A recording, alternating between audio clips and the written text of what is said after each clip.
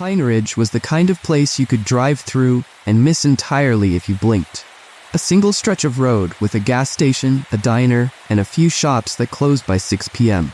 It was quaint, with charming old homes and friendly faces where everyone knew each other. But if you looked closely, beneath the surface of politeness and routine, there was something unsettling about the town. Something no one talked about. It all started with that streetlight, the one on the corner of Elm and Maple, flickering intermittently. At first, it was just an annoyance, especially for the Johnson family, who lived in the house closest to it. Mr. Johnson had called the town's utility company several times, but no one ever seemed to come out to fix it. The light would flicker late into the night, casting strange shadows across the road. One autumn evening, young Emily Johnson was walking home from a friend's house. It was a 5-minute walk, and the sun had just dipped below the horizon. As she approached that same corner, the streetlight above her started flickering again. She glanced up, annoyed, but continued on her way. But just as she crossed under the light, it went out entirely, plunging the street into darkness. Emily froze for a moment, her heart pounding in her chest. The only sound was the wind rustling the leaves of the nearby trees. Then, from the shadows, she heard it. A soft whisper, barely audible, but chilling enough to stop her in her tracks. "Come closer." She whipped around, eyes wide, scanning the street. But there was no one there. The houses on the street stood silent and still, their windows dark. She shook her head, telling herself it was just her imagination, and hurried the rest of the way home. Emily never made it. Her parents searched for her that night, calling her cell phone repeatedly, but there was no answer. The next morning, the police were involved, and the entire town of Pine Ridge was on edge. Everyone participated in the search, combing through the woods, knocking on doors. But there was no sign of Emily. It was as if she had vanished into thin air. Then came the whispers. Over the next few weeks, more and more people began hearing the voice. Always near the flickering streetlight, and always at night. "Come closer," it would say, in that same eerie, beckoning tone. And soon, another person vanished. This time it was an older man, Mr. Granger, who was known for his evening walks around the neighborhood. He was last seen passing by the same corner where Emily disappeared. As more people went missing, fear gripped the town. No one walked alone at night anymore. The once busy streets were now deserted after dark, and the town's few businesses shut down earlier and earlier. But the flickering light remained, as did the whispers. Sheriff Daniels, a no-nonsense man who had lived in Pine Ridge his whole life, was determined to get to the bottom of the mystery. He organized a late-night patrol, planning to stake out the streetlight and see if he could catch whatever was lurking there. But as the night wore on, nothing happened. The streetlight flickered, casting its strange, erratic glow, but no one came. No whispers, no shadows, nothing. That is, until the sheriff was left alone. His deputy had gone to get coffee, and Sheriff Daniels found himself standing under the streetlight, staring down the empty road. And then he heard it. "Come closer." The sheriff's heart skipped a beat. He spun around, hand on his holster, but saw nothing. The street was as empty as it had been all night, but the voice continued, clearer now. "Come closer, Sheriff." This time, he felt it, an icy breath on the back of his neck. He turned slowly, and standing in the shadows was a figure just barely visible in the dim light. Its face was pale, eyes wide and sunken, and its lips twisted into a grotesque smile. It was Emily, or at least it looked like her. Before he could react, she stepped forward, her eyes locked on his. The flickering light above them seemed to pulse with her movement, casting eerie shadows that danced across her face. And then, she was gone. Just like that, the street was empty once more. The sheriff never spoke of what he saw that night. The next morning, he resigned, packed up his family, and left Pine Ridge for good. Over time, the town began to wither. More people moved away, the shops closed, and soon Pine Ridge became little more than a ghost town. The streetlight still flickers at the corner of Elm and Maple, and on quiet nights, if you listen closely, you can still hear the whisper. Red River was a small, unassuming town tucked away between rolling hills and dense forests. The kind of place where people didn't lock their doors, and the biggest event of the year was the annual county fair. It was a quiet community where nothing truly bad ever happened, or so they thought. Sarah Jennings had been teaching at Red River High for nearly 20 years. She was a fixture in the community. Everybody knew her, and most had been taught by her at some point. She lived alone in a modest house at the end of Pine Street and was known for her friendly smile, her gardening skills, and her dedication to her students. But in the fall of 2013, Sarah didn't show up for work. Her colleagues thought it was unusual, but not alarming. Maybe she had caught the flu. When a second day passed without her appearing or calling in sick, people began to worry. By the third day, the school principal called the police, who went to her home to check on her. The front door was locked, and there were no signs of forced entry. Her car was parked in the driveway, her purse was inside, and nothing appeared to be disturbed. It was as though Sarah had simply vanished into thin air. The search for Sarah Jennings lasted weeks. Volunteers combed through the nearby forests, knocking on every door in the town, but there was no trace of her. The town was left in a state of unease. How could someone so well-known and well-liked just disappear? Whispers began circulating, and conspiracy theories popped up. But no one had any solid answers. Until they did. About a month after Sarah disappeared, strange things started happening in Red River. People began noticing lights flickering in her house at odd hours, even though it had been locked and vacant since the search. Some of the neighbors reported seeing shadows moving inside late at night. At first, people dismissed it as their imagination. After all, Sarah's disappearance had the whole town on edge. But then, strange objects started appearing around town, items that had belonged to Sarah. Her gardening gloves were found draped over the fence at the edge of town.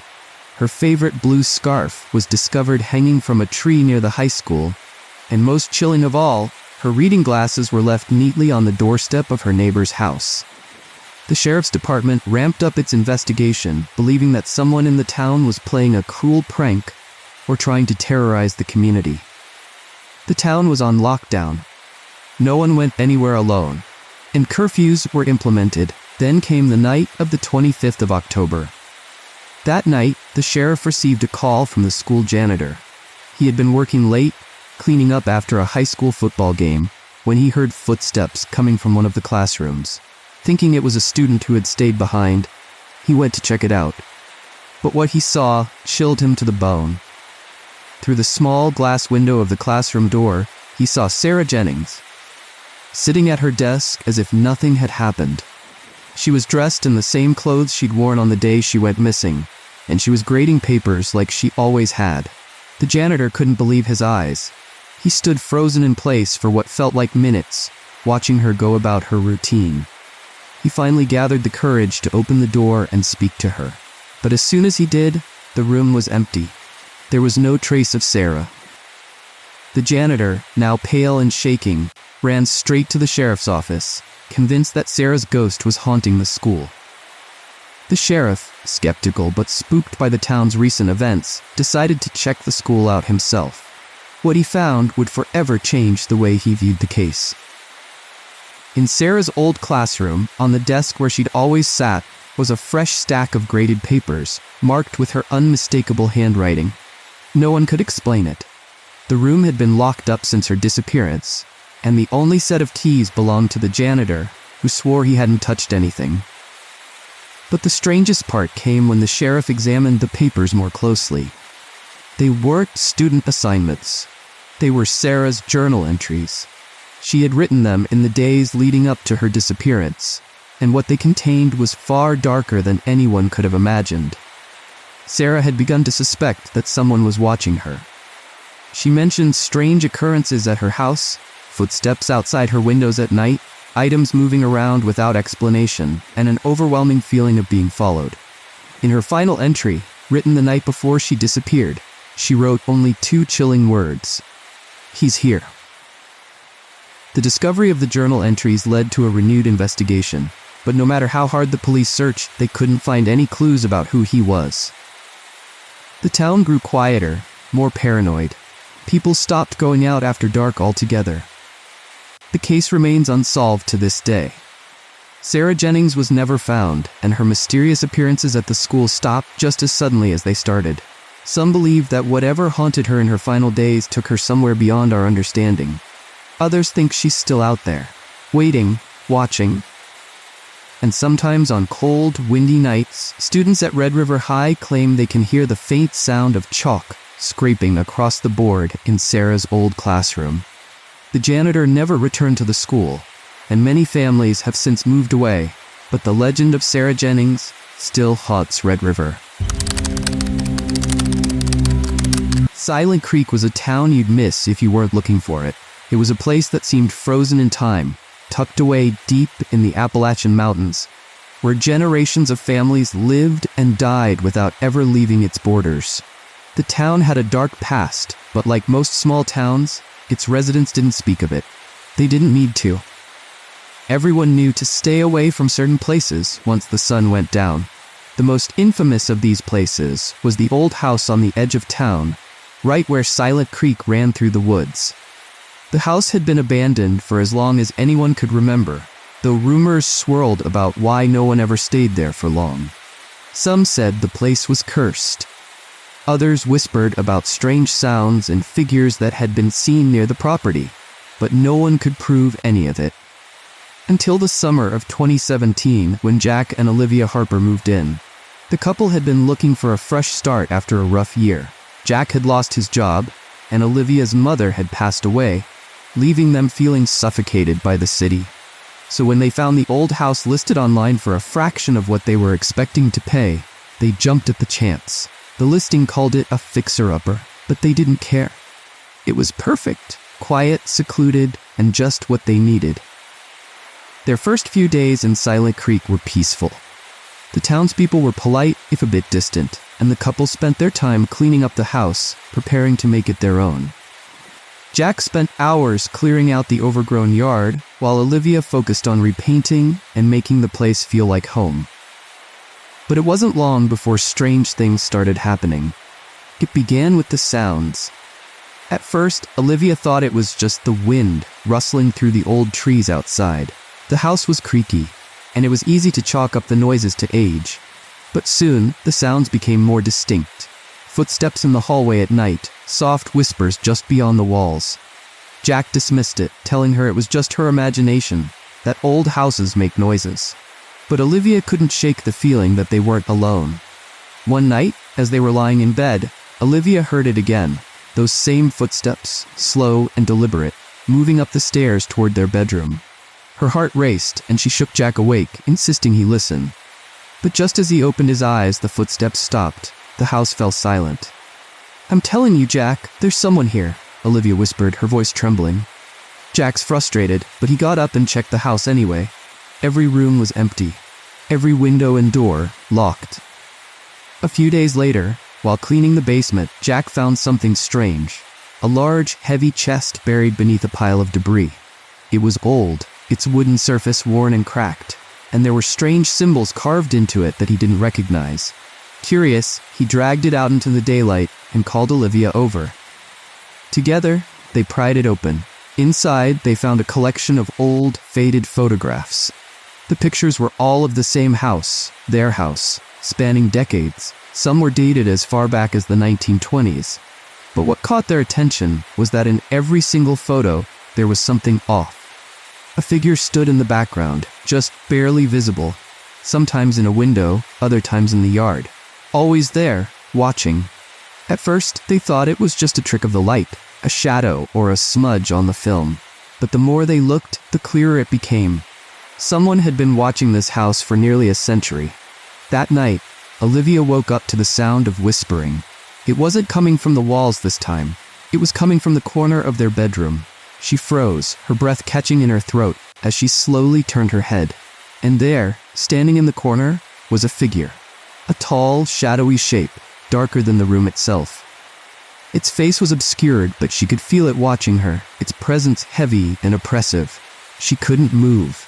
She couldn't scream. She could only watch as it slowly took a step toward her.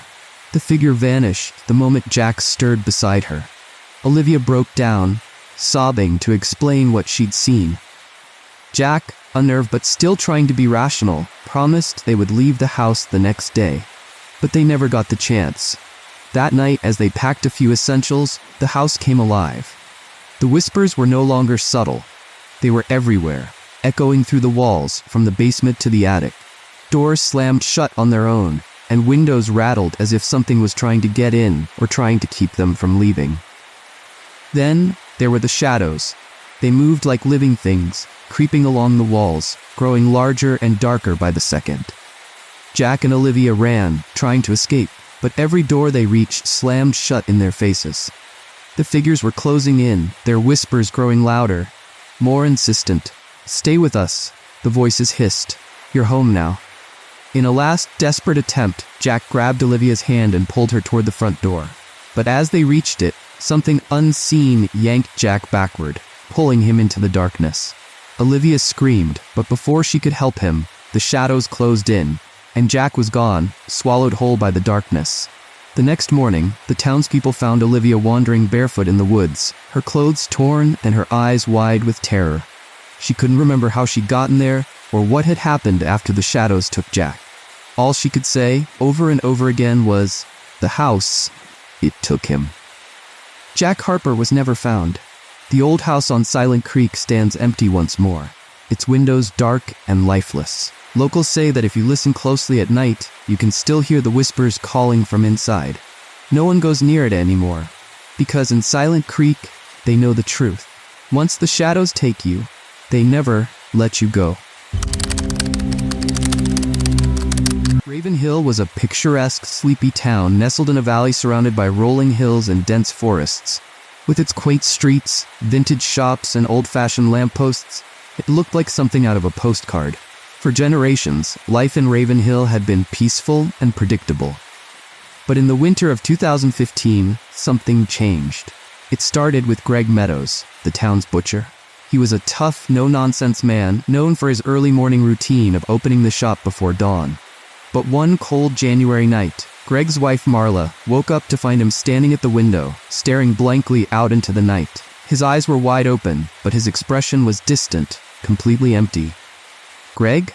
Marla whispered, reaching out to touch his arm. He didn't respond, didn't even blink. Then, slowly, he turned and walked out of the room, his movements stiff and unnatural. Marla followed him downstairs, calling his name, but he never acknowledged her. Instead, Greg walked right out of their front door, barefoot into the snow-covered street. Panicking, Marla grabbed her coat and ran after him, but Greg was gone, vanished into the night. The police searched for him, but they wouldn't find Greg until the following morning. He was discovered miles away, deep in the woods, standing by the edge of Raven Hill Lake, staring down into the frozen water. His feet were frostbitten, and his skin was pale and cold, but he was still alive. When they questioned him, Greg had no memory of how he had gotten there. He swore he had gone to bed as usual and had no recollection of sleepwalking. Everyone assumed it was a one-off event. Stress, fatigue, maybe even an illness. But within days, other people in Raven Hill began to experience the same unsettling phenomenon. First, it was a teenage boy, found standing in the middle of the road in his pajamas, his eyes wide but unseeing, as cars swerved to avoid him. Then it was an elderly woman, found wandering through her backyard in the freezing cold, mumbling incoherently. And soon, more and more townspeople began to exhibit the same behavior, walking in their sleep, eyes wide open, but minds completely elsewhere.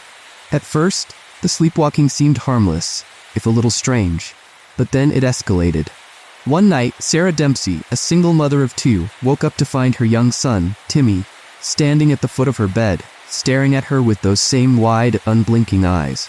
His face was pale and his body was stiff, like a puppet on invisible strings. "Timmy?" she whispered, her voice trembling, but Timmy didn't respond. Instead, he turned and walked toward the window, his small hands reaching for the latch. "Timmy, no!" Sarah screamed, rushing out of bed to stop him.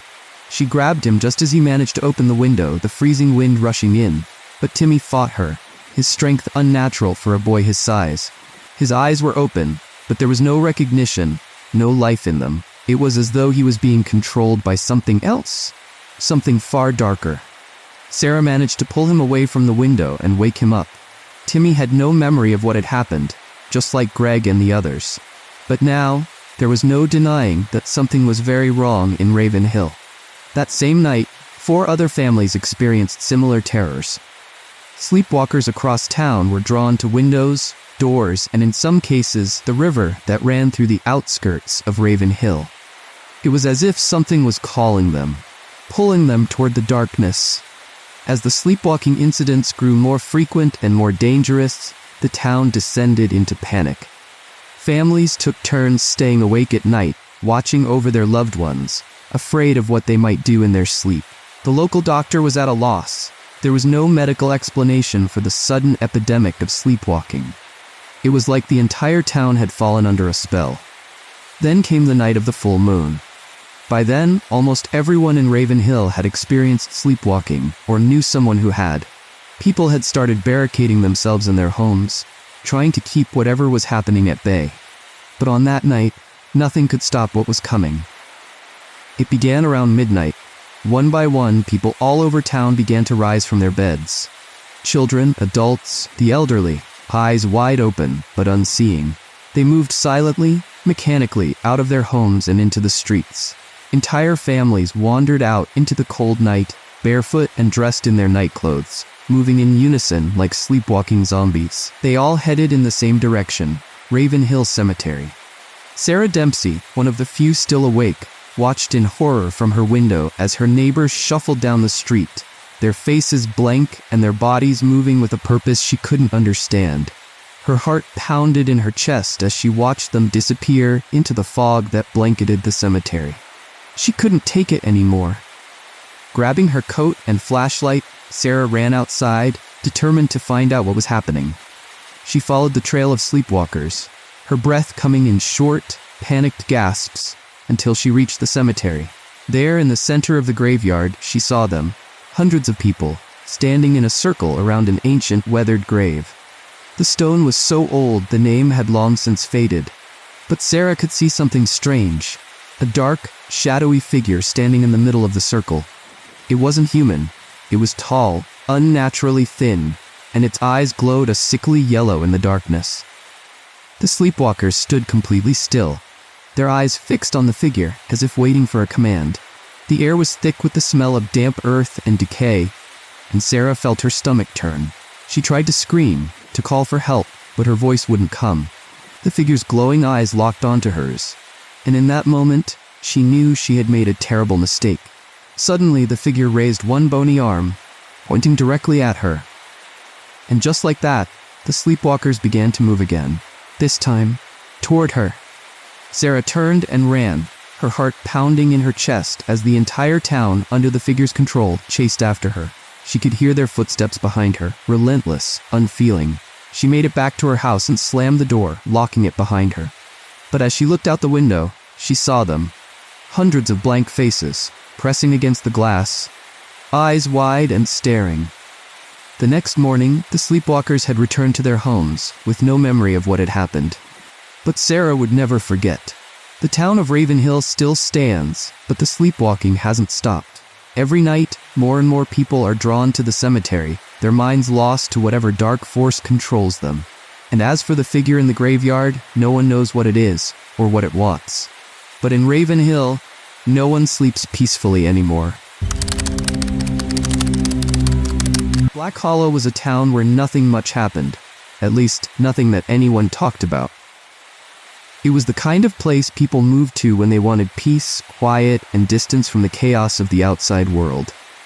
Surrounded by dense woods and far from any major roads, it was easy to forget Black Hollow even existed. But in the spring of 2008, something happened that would change Black Hollow forever. The town council decided to restore an old well that had been sealed for over 70 years. The well, located in the center of the town square, had once been a symbol of prosperity for the community. Generations had drawn water from it, but in the 1930s, it was suddenly boarded up and forgotten. No one alive knew why, but there were whispers that something dark had happened back then, something the town preferred to forget. The council, however, saw the well as an opportunity for historical preservation. They planned to make it a centerpiece of a new park they were developing to attract tourists. The locals were uneasy, especially the older residents who remembered the vague warnings from their grandparents about leaving the well sealed. but progress moved forward. And soon, construction crews were tearing down the boards that had covered the well for decades. The well was deeper than anyone expected, so deep that even with modern equipment, they couldn't see the bottom. As they dug, strange things began to happen. Workers reported hearing strange, echoing noises from within the well, as if something was moving down below. Others claimed they felt an unnatural chill every time they got close, even on the warmest days.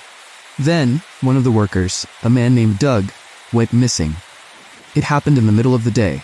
Doug had been working near the well when, without warning, he disappeared.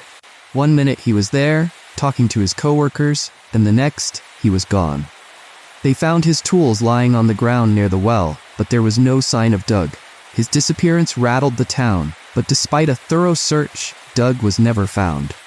The project was temporarily halted, but after a few weeks, the council insisted it resumes. They couldn't afford delays. The well restoration continued. And soon, the well was fully uncovered, its stone walls gleaming in the sunlight for the first time in nearly a century. That's when the nightmares began. The first to experience them were the workers who had been closest to the well.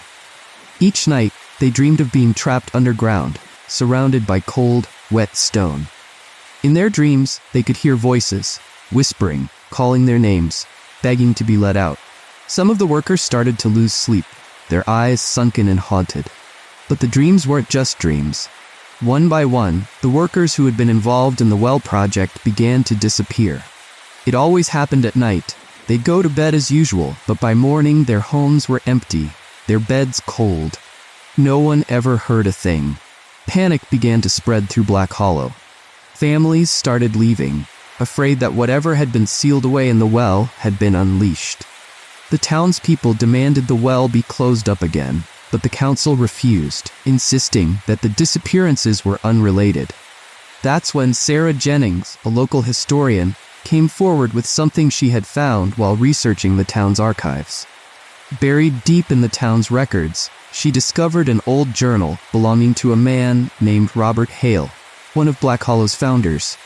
In the journal, Hale described the construction of the well in the late 1800s.